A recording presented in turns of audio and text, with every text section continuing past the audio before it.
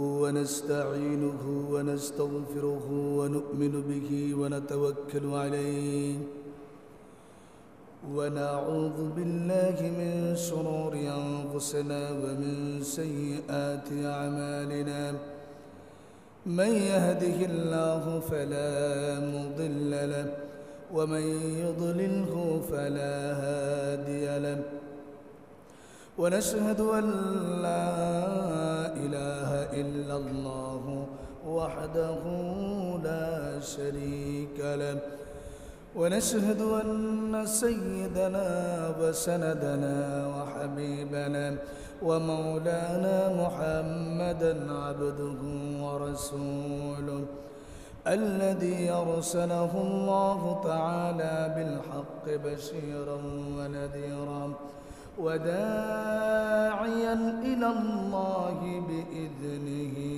وسراجا منيرا فقد قال الله تبارك وتعالى في كلامه المجيد وفرقانه الحميد أعوذ بالله من الشيطان الرجيم بسم الله الرحمن الرحيم إن الله وملائكته يصلون على النبي يا أيها الذين آمنوا صلوا عليه وسلموا تسليما صلى الله على سيدنا محمد وآله وأصحابه وسلم بلغ العلا بكماله كشف الدجى بجماله حسنت جميع خصاله صلوا عليه وآله بلغ العلا بكماله كشف الدجى بجماله حسنت جميع خصاله मुझे कुछ मिले या ना मिले अगर मोहम्मद मिले यानी वो शई जिससे अल्लाह मिले बलगल उला बिकमालिही कशफत दुजा बिजमालिही हसनत जमीउ खसालिही सल्लु अलैहि व आलिही मुअज़्ज़ज़ मुहतरम हजरात मुसल्लियान किराम दिगर मुरब्बियान अज़ाम महान अल्लाह पाक परवरदिगार आलमेर दरबारे असंख्य गणित शुक्रिया आदाय करছি যে আল্লাহ সুবহানাহু ওয়া তাআলা আমাদের সকলকে অত্যন্ত দয়া করে মায়া করে মেহেরবানি করে গত জুমার ন্যায় আজও পবিত্র জুমার মসজিদে উপস্থিত হওয়ার তৌফিক দান করেছেন এজন্য রব্বুল ইজ্জত ওয়াল জালালের দরবারে কালিমাত শুকর আদায় করি শুকর বলি আলহামদুলিল্লাহ। প্যারা হাজরিন, আল্লাহ পাক আমাদের যাদেরকে যেইভাবে রেখেছেন, আল্লাহ পাক যে অবস্থায় রেখেছেন, সর্ব অবস্থায় সুখে দুঃখে সর্ব অবস্থা আমরা আল্লাহর কাছে শুকরিয়া আদায় করতে হবে, আল্লাহর কাছে দোয়া করতে হবে। আল্লাহ যেন আমাদের সকলের জন্য পরিস্থিতিকে আল্লাহ রব্বুল আলামিন শামিল হাল করে দেন। আল্লাহ পাক আমাদেরকে কবুল আর মঞ্জুর করেন, বলেন আমিন।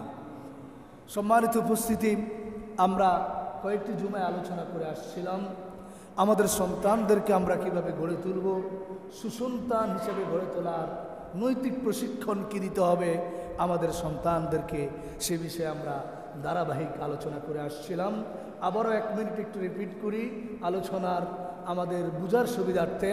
আমরা গত জুমা আলোচনা করছিলাম আমাদের সন্তানদেরকে আমরা অবশ্যই নৈতিক প্রশিক্ষণ দিয়ে তাকে সুসন্তান হিসাবে গড়ে তোলার জন্য ইহকালীন পরকালীন মুক্তি পেয়ে দুনিয়ার জীবনে যেন শান্তিতে বসবাস করে মৃত্যুর পরে যেন জান্নাতের নেয়ামত ভোগ করতে পারে, মাতা পিতার জন্য সুপারিশ করতে পারে, এই জন্য আমরা সেই সন্তান হিসেবে গড়ে তোলার কয়েকটি নৈতিক প্রশিক্ষণ, মৌলিক উত্তম গুণাবলী আমরা আলোচনা করেছি।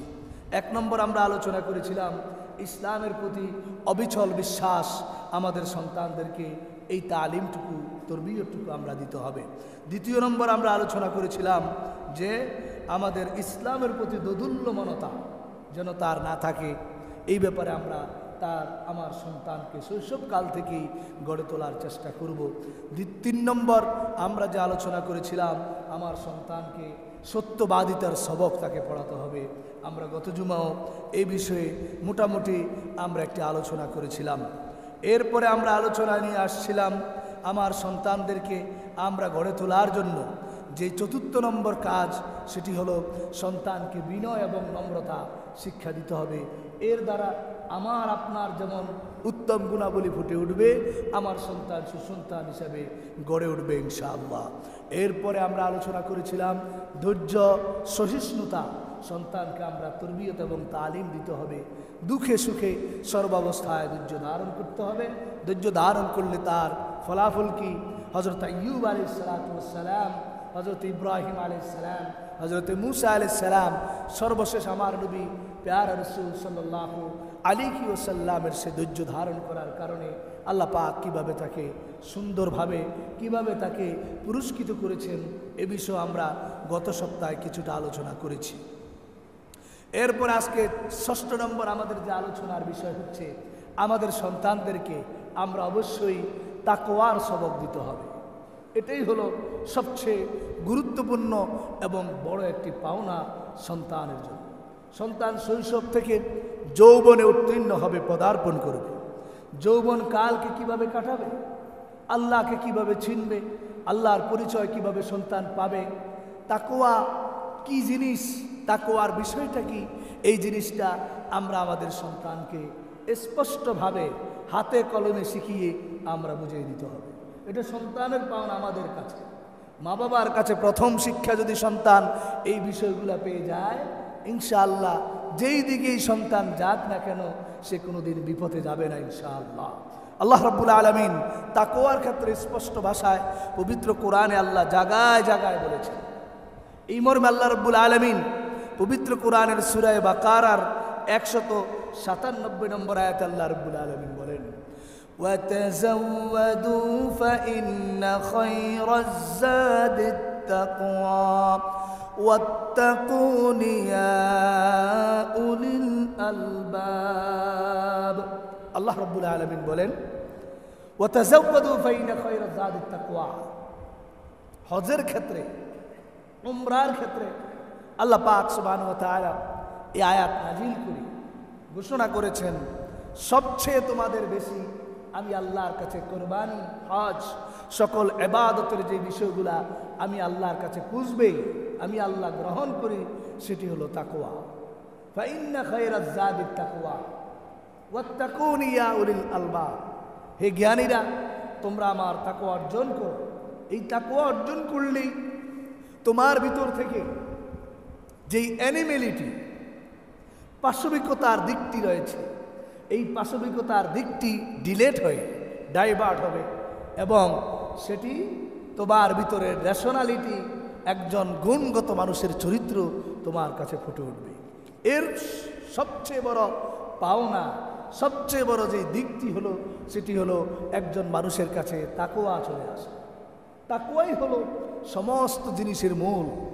আমল কবুল হওয়ার মূল হলো আল্লাহ পাকের দেওয়া। যাকে আল্লাহ তাকওয়া অর্জন করার সুযোগ দান করেছেন, আল্লাহ তাকে অনেক বড় সম্পদ দিয়েছেন। আল্লাহ রাব্বুল আলামিন এই তাকওয়া মুত্তাকি হওয়ার জন্য পবিত্র কোরআনে বিভিন্ন ভাষায় বলেছেন। এমনকি রোজার ক্ষেত্রে, রোজার আয়াত নাজিল করে আল্লাহ পাক বলেছেন, এই রোজা রাখলে তোমাদের কি ফায়দা হবে। আল্লাহ বলেছেন, রোজা রাখলে তোমরা মুত্তাকি আর পরেজগার হতে পারবে। বলেন সুবহানাল্লাহ। এই মর্মে আল্লাহ রাব্বুল আলামিন বলেন, ইয়া আইয়ুহাল্লাযীনা আমানু কুতিবা আলাইকুমুস সিয়ামু কামা কুতিবা আলাল্লাযীনা মিন ক্বাবলিকুম লাআল্লাকুম তাত্তাকুন। আল্লাহ পাক বলেন, হে ঈমানদারেরা, তোমরা রোজা তোমাদের উপর ফরজ করা হয়েছে। যদি তোমরা রোজাকে রাখো তাহলে তোমরা মুত্তাকি হতে পারবা, ফরেজগার হতে পারবা। এটা আল্লাহ রাব্বুল আলামিন বলেছেন মুত্তাকি এবং পরেজগার হওয়ার সবচেয়ে বড় মাধ্যম হলো রোজা রাখা, আল্লাহর বিধানকে পালন করা। আল্লাহ পাক অন্য আয়াতে ঘোষণা করে বলেন, আল্লাহ রাব্বুল আলামিন পবিত্র কোরআনের সূরা আলে ইমরানের 102 নম্বর আয়াত আল্লাহ রাব্বুল আলামিন বলেন, ইয়া আইয়ুহাল্লাযীনা আমানুত্তাকুল্লাহ হাক্কা তুকাতিহি ওয়া লা তামুতুন্না ইল্লা ওয়া আনতুম মুসলিমুন। আল্লাহ পাক সুবহানাহু ওয়া তাআলা বলেন, হে ঈমানদারেরা, ইত্তাকুল্লাহ, আল্লাহকে ভয় করো, ওয়া লা তামুতুন্না ইল্লা ওয়া আনতুম মুসলিমুন, প্রকৃত মুসলমান হওয়া ছাড়া মৃত্যুর জন্য প্রস্তুতি গ্রহণ করো না। এর মানেই হলো অবশ্যই আল্লাহ পাকের তাকওয়া অর্জন করে এই দুনিয়া থেকে আমরা যেতে হবে। মুত্তাকি হওয়ার যত ধরনের উপকরণ, যত ধরনের গুণাবলী, যত ধরনের বৈশিষ্ট্য আল্লাহ পাক কোরআনে ঘোষণা করেছেন, খুঁজে খুঁজে বের করে ফাইন্ড আউট করে নিজে মুত্তাকি হওয়ার চেষ্টা করতে হবে। মুত্তাকি হলেই আল্লাহ পাকের নিকট এবং নৈকট্য অর্জন করা সম্ভব হবে।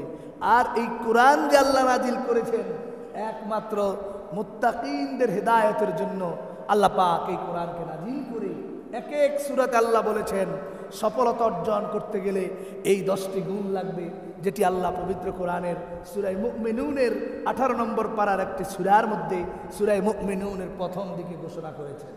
এরপরে আল্লাহ বলেছেন ইবাদুর রহমান কারা, কারা আল্লাহর সত্যিকারের বান্দা, সূরা ফুরকানের মধ্যে আয়াত নাজিল করে বলেছেন ওয়া ইবাদুর রহমানিল্লাযীনা ইয়ামশুনা আলাল আরদি হাওনা ওয়া ইযা খাতাবাহুমুল জাহিলুনা ক্বালু সালাম। পবিত্র কোরআনে আল্লাহ পাক মানুষ হওয়ার জন্য, সৎ এবং সচ্চরিত্রবান হওয়ার জন্য, মুত্তাকি হওয়ার জন্য আল্লাহ পাক পবিত্র কোরআন নাজিল করে ঘোষণা করে দিয়েছেন, আলিফ লাম মিম যালিকাল কিতাবু লা রাইবা ফীহি হুদাল লিল মুত্তাকিন। আল্লাহ পাক বলেন এই কোরআনকে নাজিল করেছি একমাত্র মুত্তাকিনদের হিদায়াতের জন্য। সেই মুত্তাকিন কারা? আল্লাহ পাক পরের আয়াতে উল্লেখ করে দিয়েছেন আল্লাযীনা ইউমিনুনা বিল গায়বি ওয়া ইউকিমুনাস সালাহ ওয়া মিম্মা রাযাকনাহুম ইউনফিকুন। এইভাবে আল্লাহ পাক জায়গায় জায়গায় কোরআনে বর্ণনা করে দিয়েছেন এবং ঘোষণা করেছেন মুত্তাকি হওয়া ছাড়া, আমি আল্লাহর নিয়ারেস্ট হওয়া ছাড়া কাছে আসার, মৃত্যুবরণ করার চেষ্টা করো না। আমি আল্লাহর নিয়ারেস্ট না হলে তোমার জীবন দুনিয়াতে যেমন অশান্তি, মৃত্যুর পরেও তোমার জীবনে কোনো শান্তি আসবে না। এই জন্য মুত্তাকি আর তাকওয়ার সবক আমার সন্তানকে শিক্ষা দিতে হবে। আমার সন্তানগুলোকে যদি শিক্ষাটুকু আমরা দিতে পারি, এই সন্তান এক সময় দেখবেন তার জীবন থেকে, তার জীবন চরিত্র থেকে, তার লাইফ থেকে কোনোদিনও অন্যায় প্রকাশ হবে না ইনশাআল্লাহ। তো এই তাকওয়াটুকু আমরা বিভিন্ন সময় আলোচনা করেছি। তাকওয়া কাকে বলে আজকে আবার স্মরণ করে দিচ্ছি আপনাদেরকে। তাকওয়া বলা হয় পরিভাষায়, যেই ভাষায়, ইসলামের পরিভাষায় তাকওয়া বলা হয় ওয়া হুয়াল আমালু বিতাআতিল্লাহ। তাফসীরে তাবারিতে আছে যে আল্লাহ পাকের অনুগত হয়ে আমল করা। ওয়া হুয়াল আমাল বিতাআতিল্লাহ, আল্লাহ পাকের পরিপূর্ণ অনুগত হয়ে আমল করার নামই হলো তাকওয়া। আল্লাহ যেভাবে বলেছেন এইভাবে আমল করার নামই তাকওয়া। আল্লাহ যেটা নিষেধ করেছেন এটাকে বর্জন করার নামই তাকওয়া। হযরতে হাসান বসরি রাহিমাহুল্লাহ, বিশ্ববিখ্যাত ওলি, একজন বড় মুহাদ্দিস, তিনি বলেন হুয়া তারকু মা হারামাল্লাহ ওয়া আদাউ মা ইফতারাজাল্লাহ। তাফসীরে তাবারিতে আছে হযরত ইমাম হাসান বসরি রাহমাতুল্লাহ আলাইহি বলেন আল্লাহ রাব্বুল আলামিন যে জিনিসকে হারাম করেছেন বান্দা সেই জিনিস থেকে বিরত থাকা, এবং যে জিনিসটুকু আল্লাহ রাব্বুল আলামিন ফরজ করেছেন, দায়িত্ব দিয়েছেন, সেই জিনিসকে পরিপূর্ণভাবে আদায় করার নামই হলো তাকওয়া। আমরা অনেকে মনে করি হুজুর তাকওয়া জিনিসটা, আপনার মুখেও শুনলাম তাকওয়ার ওয়াজ, অনেকের মুখেই শুনি, কোরআনের কথাই শুনি। তাকওয়া মানে কি? আল্লাহ রাব্বুল আলামিনের এই তাকওয়ার ব্যাখ্যা দিতে গিয়ে আল্লাহ সুবহানাহু ওয়া তাআলার প্যারে বান্দা তারা ঘোষণা করে বলেন 1 নম্বর তাকওয়ার প্রথম স্তর হলো, অবশ্যই তাকওয়ার প্রথম স্তর হলো তারকু মা হারামাল্লাহ আদাউ মা ইফতারাজাল্লাহ, আল্লাহ যেটা হারাম করেছেন পরিপূর্ণভাবে ছেড়ে দেওয়া। ভাই মাসালা বুঝে আসছে?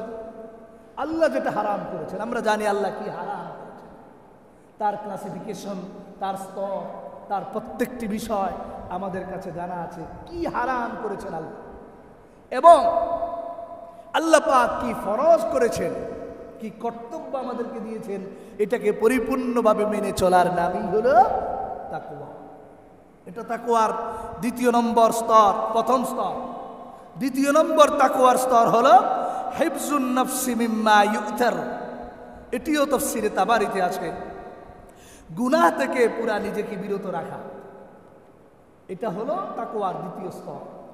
কোনো গুনাহ করতে পারবে না বান্দা, এটি তাকওয়ার তৃতীয় দর।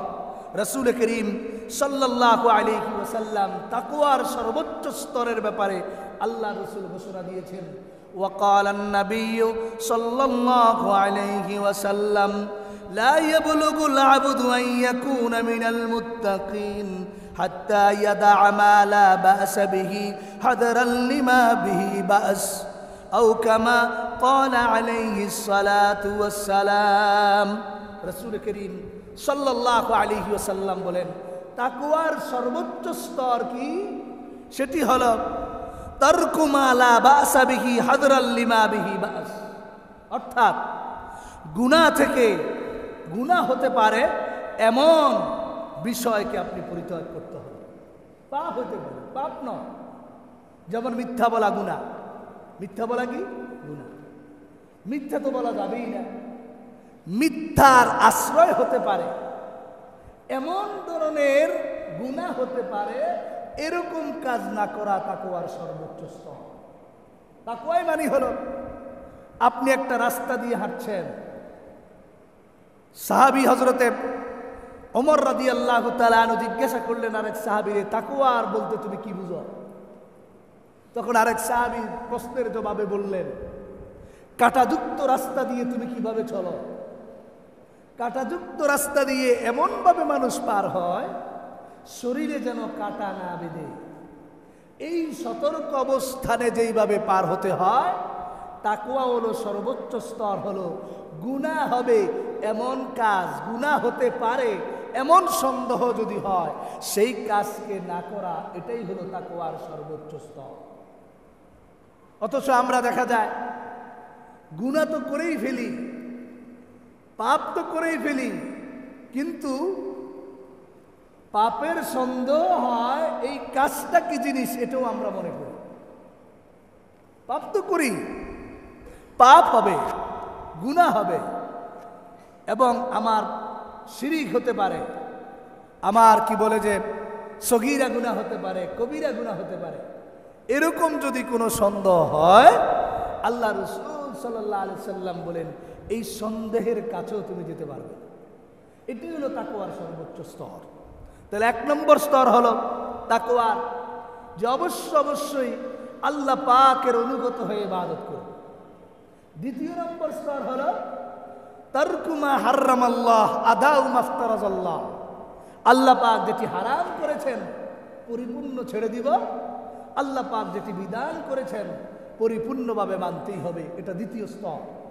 তৃতীয় স্তর হলো তারকু মা লা বা'সা বিহি হাদরাল লিমা বিহি বা'স। গুনাহ হতে পারে, পাপ হতে পারে, এমন সন্দেহ যদি হয়, এমন বিষয়ও পরিত্যাগ করতে হবে। এটা হলো তাকওয়ার সর্বোচ্চ স্তর। অথচ আমরা আল্লাহ পাকের বিধানকে বিভিন্ন সময়ে আমরা শয়তানের ওয়াসওয়াসায় পড়ে, দুনিয়ার মোহে পড়ে, বন্ধু বান্ধবের আড্ডায় পড়ে এই বিষয়গুলো আমরা মোটেও ভ্রুক্ষেপ করি না। আমরা এই বিষয়গুলোর দিকে খেয়ালই করি না। আমাদের জন্য আল্লাহ পাক পুরুষের জন্য, একজন নারীর জন্য সহজে জান্নাতে যাওয়ার সুন্দর উপকরণ এবং ম্যাটেরিয়ালস এবং রূপরেখা আল্লাহ রাব্বুল আলামিন বর্ণনা করে দিয়েছেন, রাসূল পাক হাদিসে বর্ণনা করে দিয়েছেন। যেমন আমরা জানি রাসূল করিম সাল্লাল্লাহু আলাইহি ওয়াসাল্লাম একজন মহিলা, একজন নারী সহজে জান্নাতে যাওয়ার জন্য 4টি বৈশিষ্ট্য আল্লাহর নবী উল্লেখ করেছেন।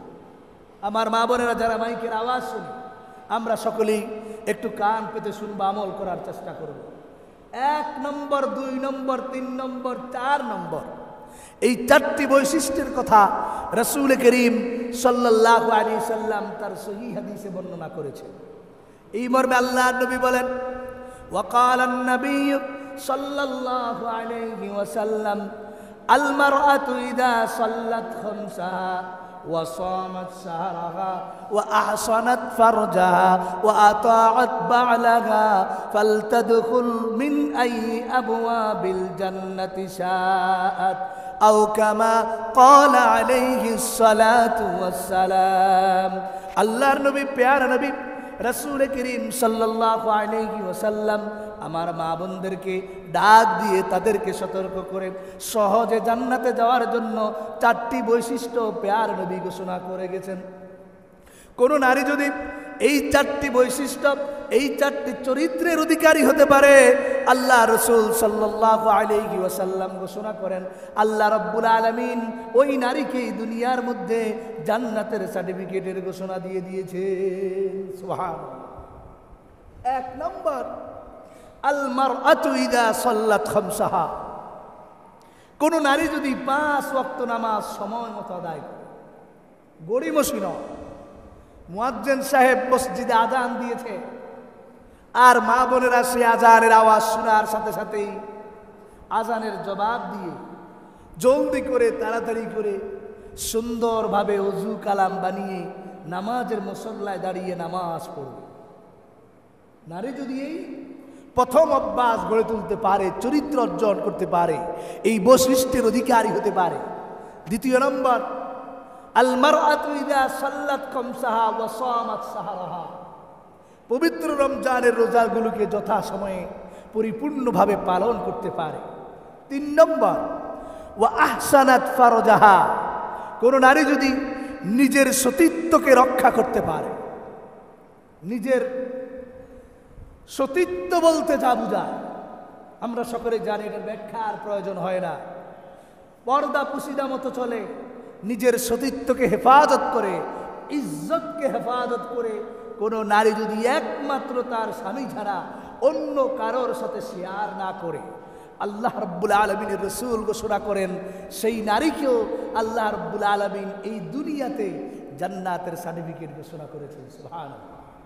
4 নম্বর, ওই নারীর জন্য আল্লাহ রাসূল ঘোষণা করেছেন ওয়া আতাআত বা'লাহা, কোন নারী যদি তার স্বামীর পরিপূর্ণ সেবা খেদমত করতে পারে তাহলে ওই নারীর জন্য এই দুনিয়াতে 4টি এই বৈশিষ্ট্যের অধিকারিণী হলে আল্লাহ পাক দুনিয়াতেই তাকে জান্নাতের ঘোষণা দিয়ে দিয়েছেন। সুবহানাল্লাহ।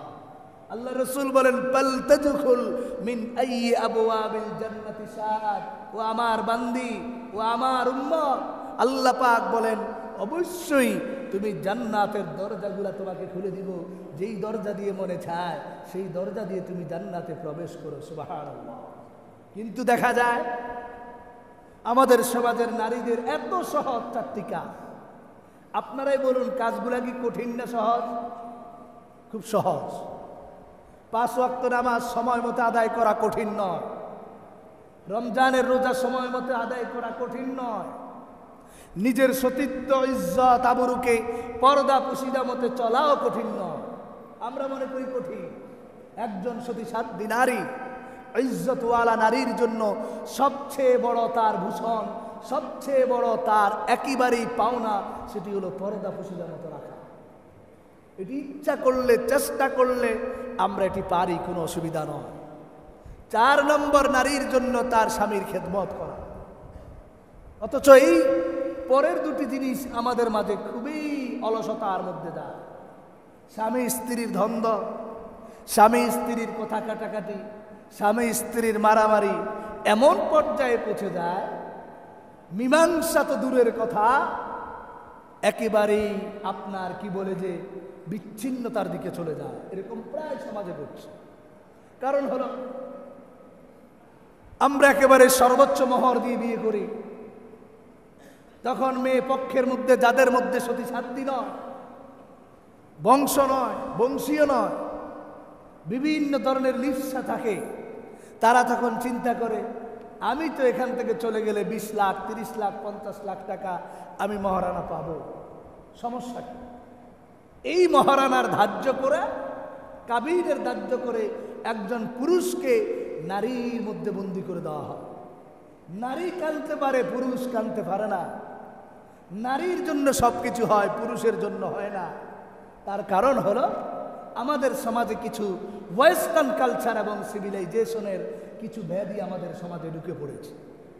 এখান থেকে যদি আমরা বেরিয়ে আসতে পারি, রাসূল বলেছেন যেই বিবাহের মধ্যে আইসারহু মৌলা, যেই বিবাহের মধ্যে বিবাহের অনুষ্ঠানে খরচ কম হবে, সুন্নত মোতাবেক হবে, সেখানে আল্লাহ পাক বারাকা নাজিল করবে। কিন্তু এটা থেকে আমরা ভ্রুক্ষেপ করি না। সমাজ কি বলবে, আমার জাতি ভাই কি বলবে, এই দিকে আমরা খেয়াল করতে গিয়ে অনেক বড় কিছু করে ফেলি। এটা আমাদের বিপদের দিকে আসে।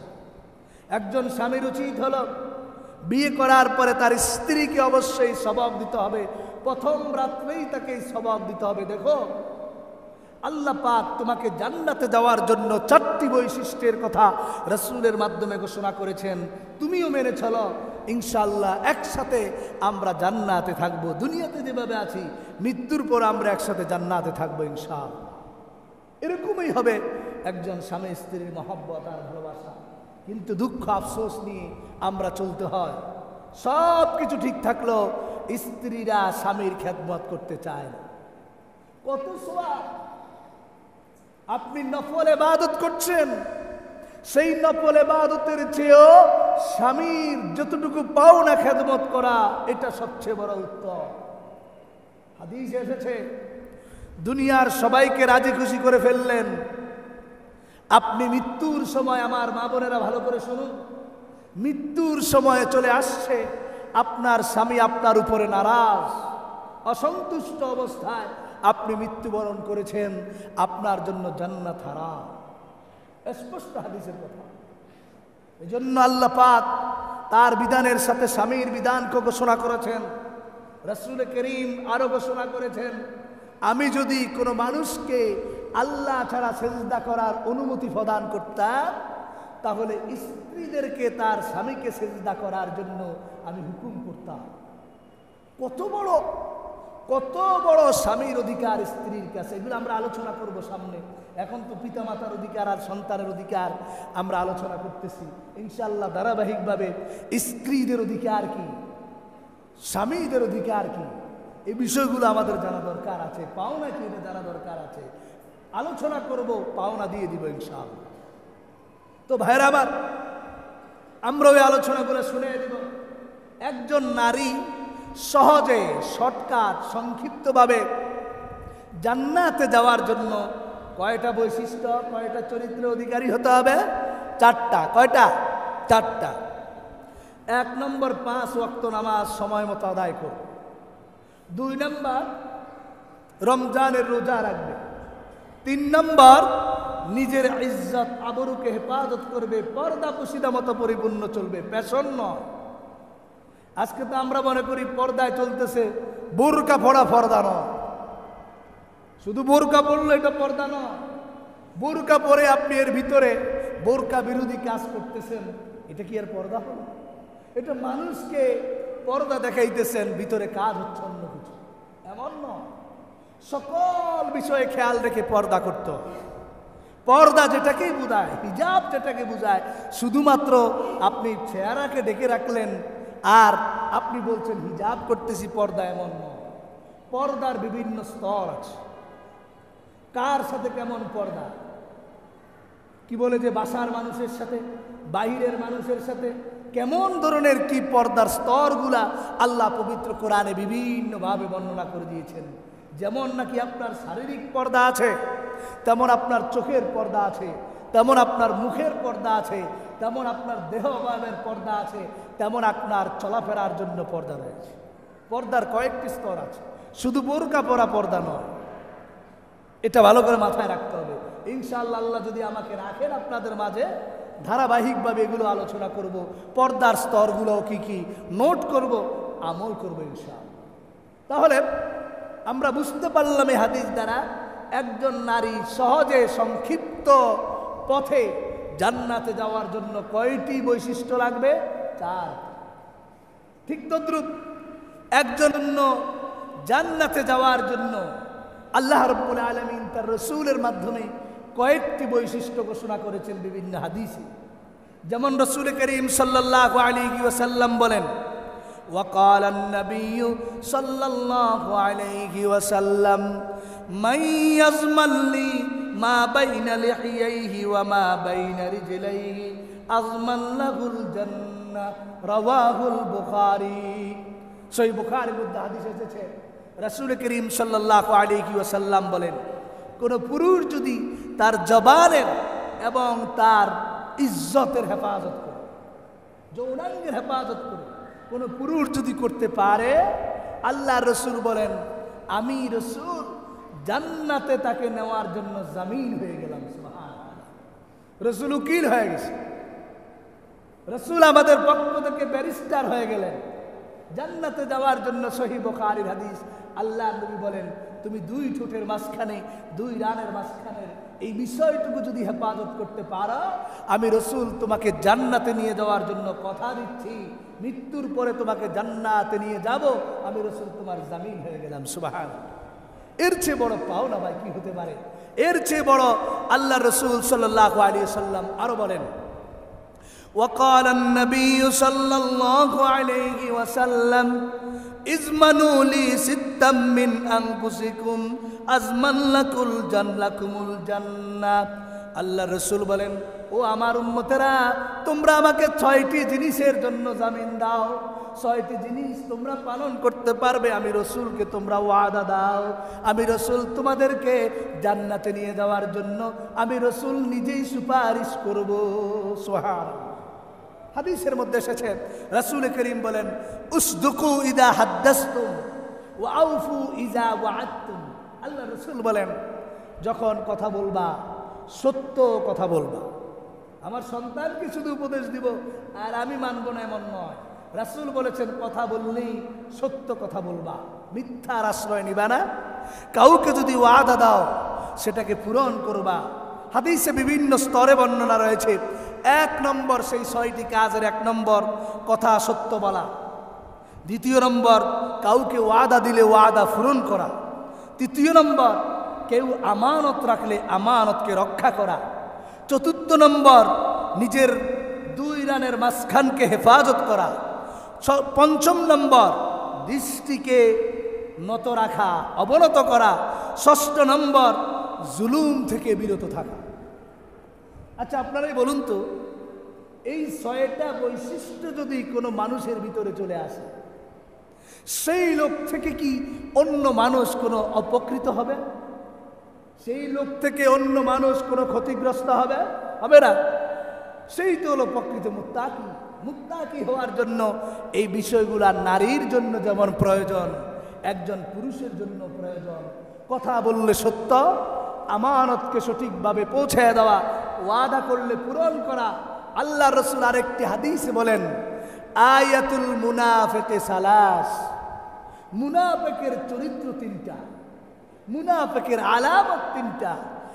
ইজা ওয়াদা আখলাফা, মুনাফিক যখন ওয়াদা করে তখন ওয়াদা খেলাফ করে। ইজা হাদ্দাসা কাযাবা, মুনাফিক যখন কথা বলে প্রতি কথায় মিথ্যা কথা বলে। ওয়া ইদা তুমিনা খানা, রাসূল বলেছেন কেউ যদি কারোর কাছে আমানত রাখে, এই আমানতের খেয়ানত করে। এই আমানত শুধু টাকা রাখছেন সে আমানত নয়। কেউ আপনার কাছে একটি কথা আমানত রেখেছে, এই কথা দ্বিতীয় কান হতে পারবে না। আপনার কাছে কেউ চেয়ার আমানত রেখেছে, চেয়ার মানেই হলো আপনি এলাকার মেম্বার, আপনি এলাকার চেয়ারম্যান, আপনি এলাকার এমপি, আপনি মন্ত্রী, আপনি সচিব, আপনি বিভিন্ন দায়িত্বশীল। আপনার এই দায়িত্বকে পরিপূর্ণভাবে আদায় করবেন, জাতির কাছে পৌঁছে দিবেন। রাষ্ট্রীয় কোনো সম্পদ আপনার পকেটে ঢুকবে না, অন্যায় কিছু করবেন না। এটাও হলো আপনার ওয়াদার 1 নম্বর কাজ। আমি খতিব সাহেব, কেউ আমাকে 50,000 টাকা দিয়েছে, এই জন্য সেই বিষয়ে আমি ওয়াজ করলাম না, আরেক বিষয় ধরলাম। আমি খতিব সাহেব, কেউ আমাকে বিভিন্ন একেবারে ফোর্স দিবে, এই জন্য হক কথা বলবো না, বাতিলের পক্ষে চলে যাব, এটাও আমার আমানতের খেয়ানত। শুধু আমানতের খেয়ানত, একজন টাকা রেখেছে, সেই টাকাই আপনি মেরে দিলেন, আর দিলেন না, এটা নয়। আমানত বলতে যা বুঝা, আল্লাহ পবিত্র কোরআনের সূরা নিসার মধ্যে বলেন, আনতু আদ্দুল আমানাতি ইলা আহলিহা, ও আমার বান্দারা, তোমাদের কাছে যে আমানত আছে, এই আমানতকে তার প্রাপ্যদের কাছে পৌঁছায় দাও।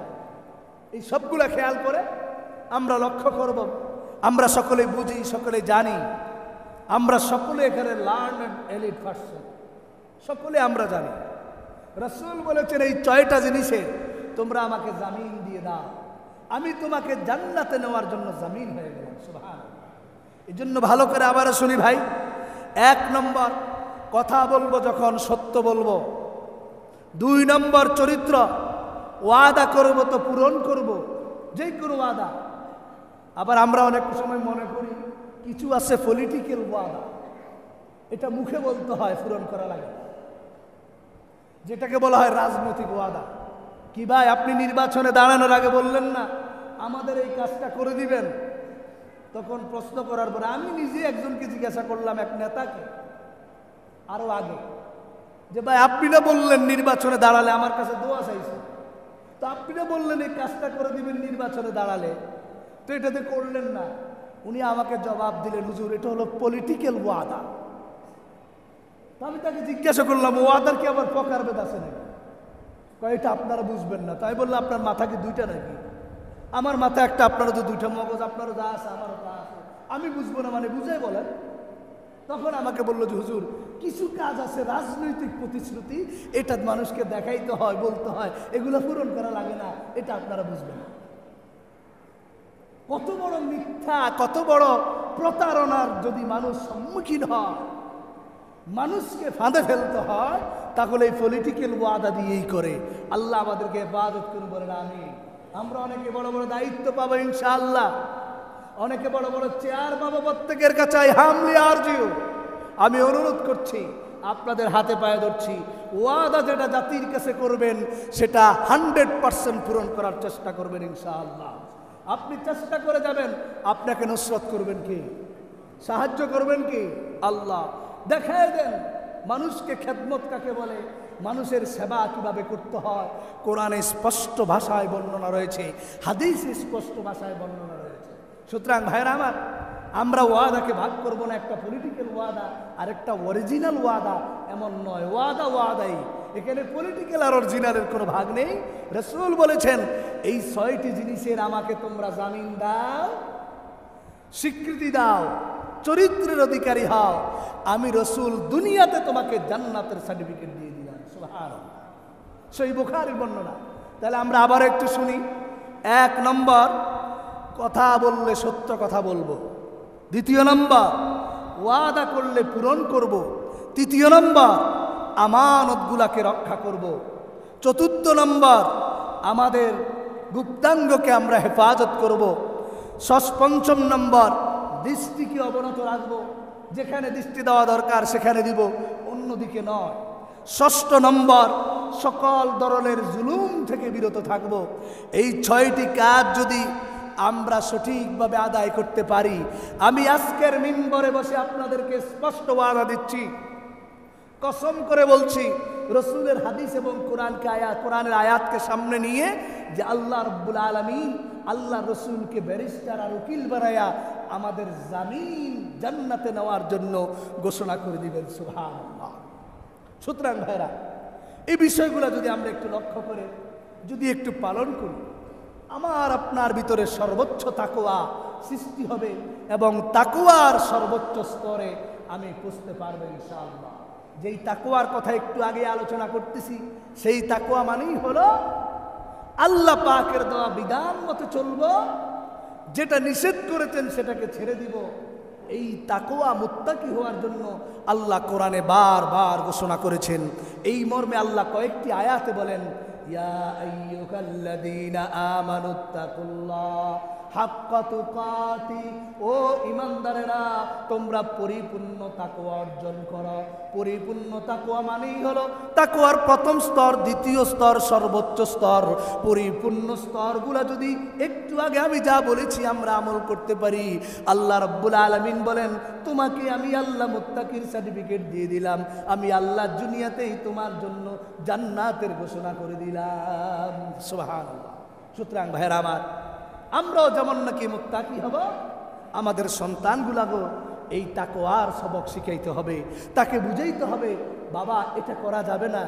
যারা দাদা আছি, দাদি আছি, আমার নাতি নাতনিকে বুঝাইতে হবে যে ভাই এটা করা যাবে না, এটা করলে আল্লাহ গুনাহ দিবে, এটা করলে পাপ হবে। তার ভিতরে যদি এগুলো ঢুকিয়ে দিতে পারি, এই সন্তান বড় হলো তার এটা নলেজে থাকবে, তার জ্ঞানে থাকবে, তার মাথায় থাকবে। আল্লাহ রাব্বুল আলামিন আমাদের সন্তানদের পাওনাগুলাকে যেমনভাবে পোষাইয়া দিতে পারি এবং নৈতিক প্রশিক্ষণে তাদেরকে উত্তীর্ণ করতে পারি, আমরাও যেন সেই মৌলিক গুণাবলীগুলা অর্জন করতে পারি। আল্লাহ পাক আমাদের সকলকে সবাইকে কবুল আর মঞ্জুর করে।